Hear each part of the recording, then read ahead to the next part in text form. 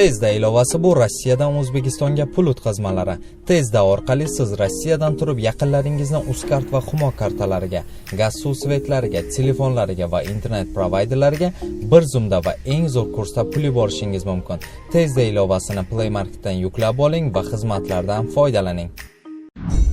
Rossiya harbiy poligonida otishma yuz berdi. Rossiya Mudofaa vazirligi poligondagi otishma oqibatida 11 kishi halok bo'lib, 15 kishi jarohat olganini tasdiqladi. Belgorod oblastidagi bu poligonda ko'ngillilar Ukrainadagi urushga jo'nashga tayyorgarlik ko'rayotgandi.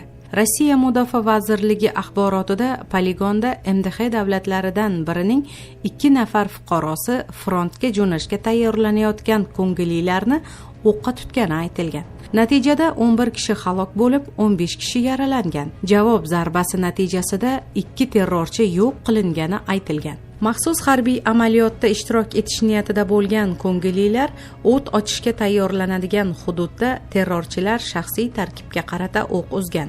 Oqibatda 11 kishi halok bo'lgan, 15 kishi turli og'irlikdagi jarohatlar bilan kasalxonaga yuborilgan. Terakt sodir bo'lgan hududda huquq tartibot organlari ishlamoqda, deyiladi Mudofaa vazirligi bayonotida. Hujum uyushtirganlar bilan hisoblaganda qurbonlar soni 13 nafar bo'lishi mumkin. Shanba kuni bu otishma haqida dastlab Rossiyadagi turli manbalar xabar bergan.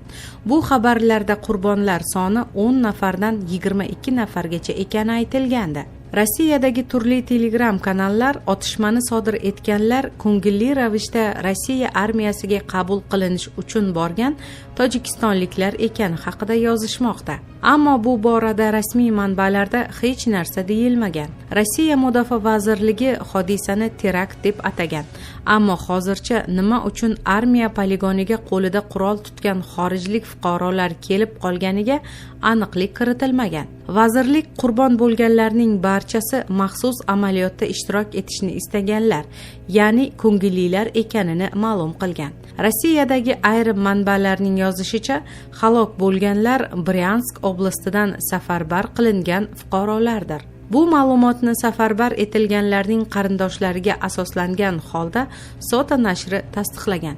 Unga ko'ra, gap Ukraina chegarasidan 20 kilometr masofada Valoyki shahri yaqinidagi Salote qishlog'ida joylashgan poligon haqida ketmoqda.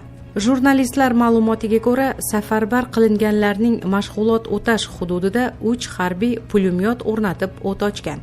Ularning 2si voqea joyida halok bo'lgan, yana biri qochib ketishga muvaffaq bo'lgan. Sota xabariga ko'ra, otishma oqibatida jami 22 kishi halok bo'lib, yana 16 kishi yaralangan.